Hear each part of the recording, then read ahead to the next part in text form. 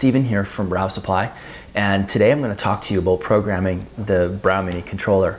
Now, this is a 120 volt controller, and it's perfect for countertop brew systems up to 1500 watts, 120 volts.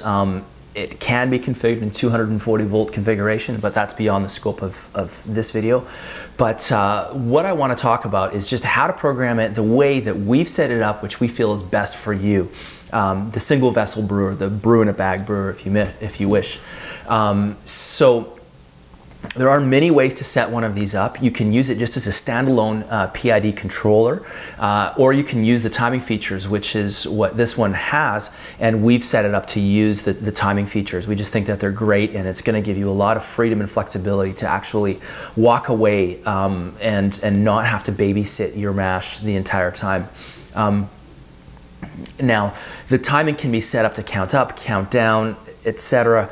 Again, we're not going to really cover that. We're just going to cover what we think is relevant to you, and we're going to show you how to program it the way that we're going to ship these controllers out to you. So, if you do want more information, you can go onto the Brew Instruments website, and they've got a really great site with all their controllers set up, and you can click on and download any manual if you want to perform any advanced features.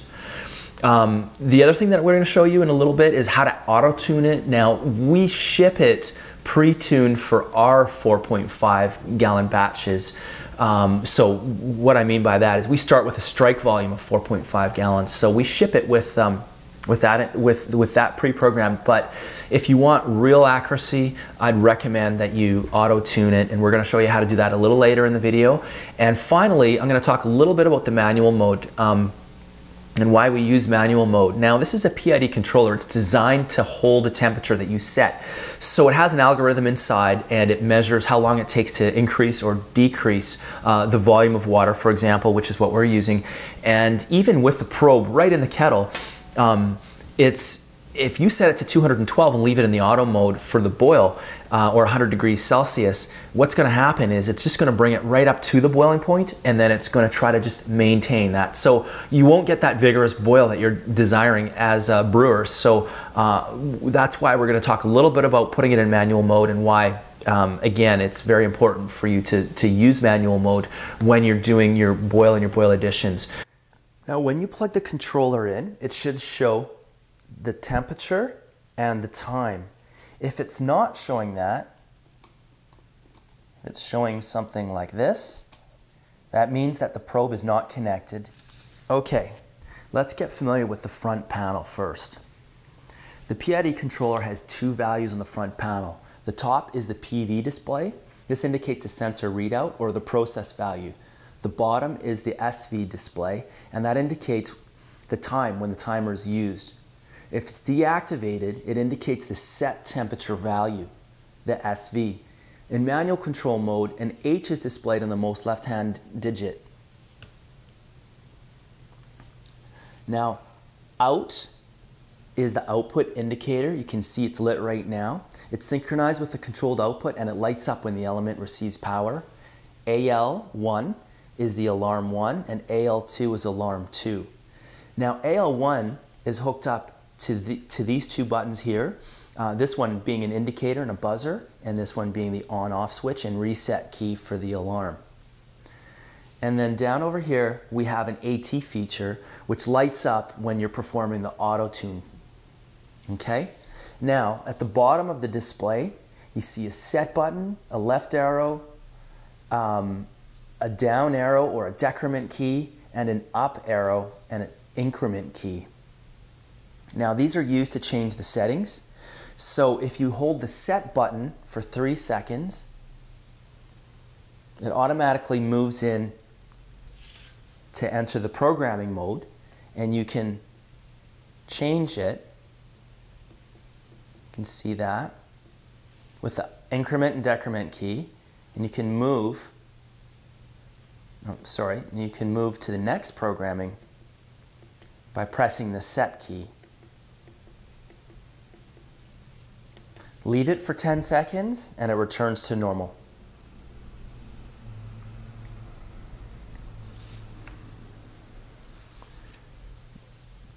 Now, What you see here is the display mode. This is the normal operation display. PV is the abbreviation for process value, SV is for set value, and when the power is turned on, the upper display window shows the measured temperature value right there. If the timer is used, the lower window shows the set timer value, which is right here. This is how we ship them with the timer being used, and it counts down in minutes. Changing the temperature set value is done by pressing the increment key for 3 seconds, and it moves into the display. You can see it here. SP stands for set point. You can move it up. Now this is moving it 1/10 of a degree at a time. You can use the left arrow to move it 1 degree at a time. And again, for 10 degrees at a time. Let it go, and it returns to normal and saves your set point. Now for timer parameter setup, you press the decrement key for 3 seconds and it moves into the time setting automatically, and you can change the length of your mash time.